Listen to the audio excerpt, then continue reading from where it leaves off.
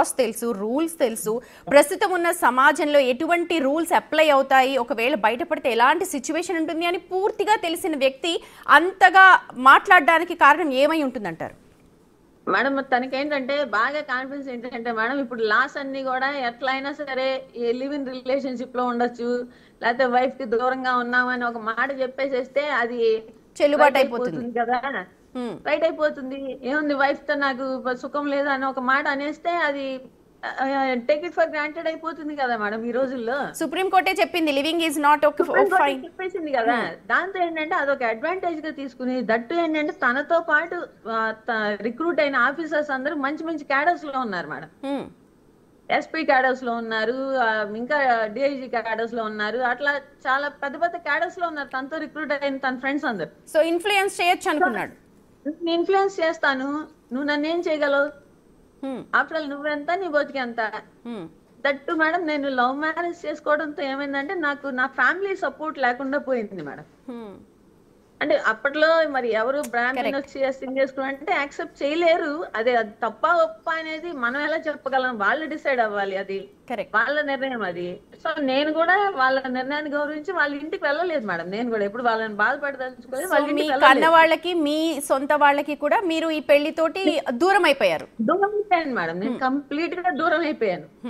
అయితే ఈ situations arise for the past 3-4 years గా ఇది హెవీ అయిపోయింది మేడం. కోవిడ్ టైంలో నాకు ఇంకా బలంగా తెలిసింది. మేము కోవిడ్ వచ్చి ఒక పక్కన అందరం ఎవరు ఉంటాం ఎవరు పోతామని ఏడుస్తూ కింద ఉంటే నేను పిల్లలు, తను పైకి వెళ్ళి వీడియో కాల్స్ మాట్లాడుకునేవాడు మేడం అమ్మాయిలతో. అది పిల్లలు వచ్చి తర్వాత అమ్మ ఆయన ఎవరో వీడియో కాల్స్ తో మాట్లాడుతున్నాడు, ఎవరో ఆవిడతో, వాళ్ళు ఏంటమ్మా అట్లా ఆ డ్రెస్సింగ్ అది కూడా పిచ్చి పిచ్చిగా ఉన్నారు. పిల్లలు కూడా చూసేంతగా, అంటే పిల్లలకి అవగాహన వచ్చేంతగా కూడా తను పాప అప్పటికి బీటెక్ ఫస్ట్ ఇయర్ లోకి వచ్చేసింది మేడం కోవిడ్ టైం. అదే అవగాహన వచ్చేసింది, వాళ్ళు వచ్చి చెప్పారు. నేను అడిగాను, ఇప్పుడు ఎవరైనా మాట్లాడదలుచుకుంటే ఆఫీస్ వాళ్ళు ఎవరైనా మాట్లాడతాం మేడం, మేమైనా మాట్లాడతాం, తనైనా మాట్లాడదు, ఏం తప్పు కాదు. కానీ ఒక వీడియో కాల్స్ చేసుకుని మాట్లాడాల్సిన నెసెసిటీ లేదు. ఏదైనా ప్రాబ్లం ఉంటే ఆఫీస్ వాళ్ళు, ఇప్పుడు మీరైనా స్టాఫ్ కి కాల్ చేస్తారు, మాకైనా బ్రాంచ్ మేనేజర్స్ కాల్ చేస్తారు, మేమైనా తనైనా కాల్ చేసుకోవచ్చు. దానికి నేనేం ఎప్పుడు అబ్జెక్ట్ చేయలేదు. కానీ వీడియో కాల్స్ చేసుకోవాల్సిన నెసెసిటీ ఏంటి అని అడిగాను మేడం. అయితే నేను ఇప్పుడు వాళ్ళ పేర్లు చెప్పచ్చా చెప్పకూడదా మేడం? అది మీ ఇష్టం అండి. It's up to you. ఇప్పుడు మీరు అన్న ప్రాబ్లం అవుతుందా? ఏం ప్రాబ్లం అవుతుంది అని నేను అనుకోను, ఎందుకంటే నేమ్ చెప్పకుండా నేను చెప్తాను. యా బెటర్, ఎందుకంటే అవతల వ్యక్తి కూడా మహిళలు కాబట్టి ఐ థింక్ ఒక మహిళలుగా మన ఇద్దరం గౌరవిద్దాం మేడం. ఆ గౌరవం ఇచ్చే నేను ఇన్నాళ్ళు ఇదైపోయాను మేడం.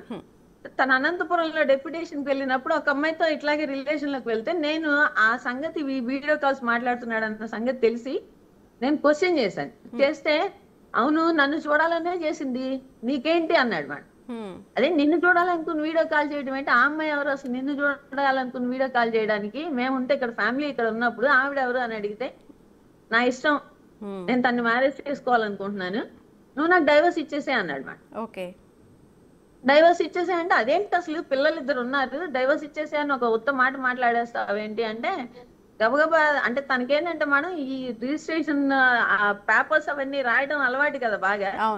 గబగబా ఒక డాక్యుమెంటేషన్ రాసుకుని వచ్చేసాడు మేడం. పైకి వెళ్ళి ఒక డివోర్స్ కి సంబంధించినవన్నీ డాక్యుమెంట్ చేసుకొచ్చేసారా? డైవర్స్ మ్యూచువల్ అండ్ కన్సెంట్ తో అట, డైవర్స్ కాదు మేడం, డైవర్స్ కూడా కాదు madam, just on stamp paper అట, mutual consent, I am allowing you to remarry అని చెప్పి ఇచ్చేసేస్తే నాకు ఒక 25,000 మెయింటెనెన్స్ ఇస్తాడట మంత్లీ. ఎవ్రీ వీకెండ్ పిల్లల్ని చూడటానికి నన్ను చూడటానికి మామూలు యాజ్ యూజువల్ తను ఎలా అయితే జాబ్ కి వెళ్ళి వీకెండ్ వస్తాడా అలాగే వస్తాడట. బయటకి ఎవరికి చెప్పకూడదట నేను ఆ మాటని. ఆ స్టాంప్ పేపర్ మీద ఉంటుందట, తను మాత్రం వేరే ఆమె పెళ్లి చేసుకుని వారం అంతా అక్కడ ఉంటాడట, వీకెండ్ మా దగ్గరికి వస్తాడట. నేను చెప్పాను అప్పుడు ఎలా నేను వైఫ్ ని ఎలా అవుతాను, అప్పుడు వన్స్ నేను సైన్ చేసిన తర్వాత నీకు నేను అప్పుడు ఎవరు చెప్పినట్టు sorry to use this word మా, నేను ఆ అమ్మాయి వైఫ్ అవుతుంది, నేను కీప్ అవుతాను కాబట్టి నేను అసలు దానికి యాక్సెప్ట్ చేయను. నువ్వు ఇప్పుడు if you want to go away just divorce అంతే, అంతే తప్ప వేరే లేదు అంటే, మా పాప వచ్చి అప్పుడు అసలు డైవర్స్ అంటే ఏంటి మీరు ఎట్లా తీసుకుంటారని అడిగితే, ఇది నాన్న ఇంకా వంశపరాలు ఆయనకి మనకి సంబంధం ఉండదంటే, ఆయన తీసుకొచ్చిన పేపర్స్ చించి పక్కన మారేసి మా అమ్మ ఇవ్వదు, నువ్వేం చేసుకుంటావు చేసుకో అంది మేడం పాప. అనేటప్పటికి ఇంకా మళ్ళీ కొంత యుద్ధం జరిగింది, కొట్టాడు మమ్మల్ని. మళ్ళీ లేదు లేదులే, నేను అలాంటి పని ఏం చేయను, నేను పిల్లలు మనం సేఫ్ గా ఉందాం, బాగుందాం, అది ఇది అన్నాడు మేడం. కానీ ఆవిడతో రిపీటెడ్ గా మాట్లాడుతూనే ఉన్నాడు. అది ఒకసారి కాల్స్ లో మళ్ళీ దొరికినప్పుడు మాకు ఆ అమ్మాయి పేరుతో నేను మాట్లాడను ఇంకా నుండి అని చెప్పి ఒక వైట్ పేపర్ మీద రాసి ఇచ్చాడు మేడం. సైన్ చేసి ఆ అమ్మాయి మొబైల్ నంబర్ అన్ని చేసి ఇచ్చాడు.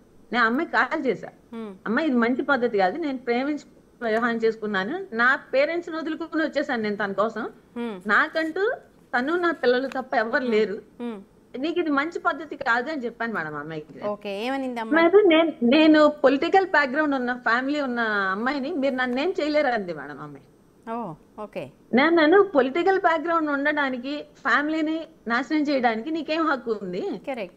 నీకు కావాలనుకుంటే ఎవరైనా అన్మ్యారీడ్ చేసుకో, లేకపోతే వైఫ్ చనిపోయిన వాళ్ళు ఉంటే చేసుకో, అంతేగాని నువ్వు ఇలా చేయడం అనేది మంచి పద్ధతి తప్పమ్మా ఇది అని చెప్పాను మేడం. ఆ అమ్మాయి వినలేదు మేడం. రిపీటెడ్ గా వాళ్ళు ఇంకిద్దరు మాట్లాడుకుంటూనే ఉన్నారు మేడం. దానివల్ల మాకు చాలా డిస్టర్బెన్సెస్ వచ్చినాయి, చాలా గొడవలు వచ్చినాయి మేడం ఇద్దరికి. ఎప్పటికప్పుడు మాట్లాడినాడని తెలిసినప్పుడల్లా ఏదో ఒక గొడవ జరగడం, వీకెండ్ వచ్చి తను బూతులు. మీరు ఎప్పటికప్పుడు సర్దుకుపోతూ ఉన్నారు, ఆయన కాళ్ళ మీద పడ్డం, మీరు ఎప్పటికప్పుడు సర్దుకుపోతున్నారు. అందరూ ఏంటంటే మేడం, ఆ మగవాడే చేస్తాడు ఎప్పటికైనా సరే, పిల్లల్ని వైఫ్ నే వస్తాడు, దగ్గరకు వస్తాడు, అలా ఉండకూడదు, తప్పు, ఏం చేస్తాం మరి, తప్పదు కదా, అది కదా ఇది కదా అనేవాళ్ళు. ఈవెన్ నాకేంటంటే నా ఫ్యామిలీ కూడా బ్యాక్ లేకపోయేటప్పటికి నాకు అనిపించింది there is nobody else to take care or to shed your shoulder అన్న ఉద్దేశంతో నేను కూడా అట్లాగే కొంచెం ఉండిపోయాను మేడం. ఏడుస్తాను, పోట్లాడతాను, మరి ఏం పోట్లాడకుండా ఏ వైఫ్ ఉండగలదు మేడం? అవును, అయిపోయింది. తను అక్కడి నుంచి కర్నూలు నుంచి ట్రాన్స్ఫర్ అయ్యి వచ్చేసి నెల్లూరుకి వచ్చాడు మేడం. అందుకే నేను అసలు కర్నూలుకి వెళ్ళను, నేను మాట్లాడను, కర్నూలు అమ్మాయితో మాట్లాడను, అనంతపురం అమ్మాయితో ఏం చేయను, అది ఇది అన్నాడు. నెల్లూరు వచ్చేసిన తర్వాత అప్పుడు ఏదో చిన్న చిన్న డిస్టర్బెన్సెస్ ఉంటూ ఉండేవి మేడం. ఇంటికి వచ్చి వెళ్తూ ఉండేవాడు ఎవ్రీ వీకెండ్. నెల్లూరుకి వచ్చిన తర్వాత నెల్లూరులో ఇంకొక చిన్న అమ్మాయితో రిలేషన్ స్టార్ట్ చేశాడు మేడం. అది అసలు మాకు తెలియలేదు. మాకు తెలియకపోతే తను ఏంటంటే ల్యాప్టాప్ పెట్టుకుని ఫొటోస్ చూసుకుంటూ ఉంటాడు మేడం. ఇంటికి వచ్చి కూడా ఆ వీకెండ్స్ లో కూడా వచ్చి ల్యాప్టాప్ పెట్టుకుని ఫొటోస్ చూసుకుంటూ ఉంటాడు. నేను కానీ పిల్లలు కానీ వెళ్ళం కానీ విండో క్లోజ్ చేస్తూ ఉంటాడు. ఏంటి ఆ సౌండ్ అవుతుంది కదా మనం వెంట నడిపించే సౌండ్, వెంటనే విండో క్లోజ్ చేస్తుంటాడు. ఏంటి ఇది ఇట్లా మళ్ళీ చేస్తున్నాడు, మళ్ళీ అన్న కొత్తగా స్టార్ట్ అయిందా అనుకున్నాం మేడం. ఇలాగ వాళ్ళందరూ ఏదో ఎవరో ఒక ఎంప్లాయీ రిటైర్ అవుతున్నారు, మేమందరం టూర్ వెళ్తున్నాము స్టాఫ్ అందరం కలిసి అని చెప్పాడు. సరేలే ఇది ఇన్ జనరల్ వెళ్తారు స్టాఫ్ అనుకున్నాం, మేము ఏం మాట్లాడలేదు, వెళ్ళిపోయాడు మేడం. ఒక 3 days. ఆ 3 days ఆఫ్టర్ వచ్చిన తర్వాత పిల్లలు అడిగారు, టూర్ వెళ్ళావు కదా ఫొటోస్ చూపించు అని. ఫొటోస్ చూపిస్తాను అన్నాడు కానీ చూపించలేదు.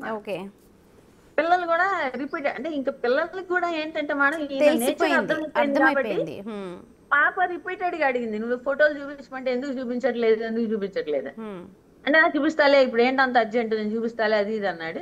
అన్న తర్వాత ఒక 1 week లో ఏమైందంటే తను ఒక టూర్కి వెళ్ళాడు బాబుని తీసుకుని.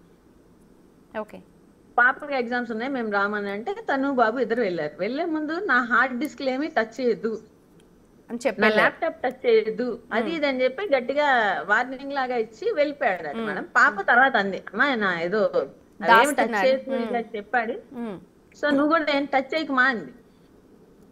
సరే ఎందుకు అంత ఇన్సిస్ట్ చేస్తూ చెప్పాడు అని మనకి ఒక క్యూరియాసిటీ ఉంటుంది కదా, మళ్ళీ ఏం తప్పు జరుగుతుందో. ఒకటి మనం సొసైటీలో ఇప్పుడు తనకి చెడ్డ పేరు వచ్చినా ఫ్యామిలీ మొత్తానికి వస్తుంది అది.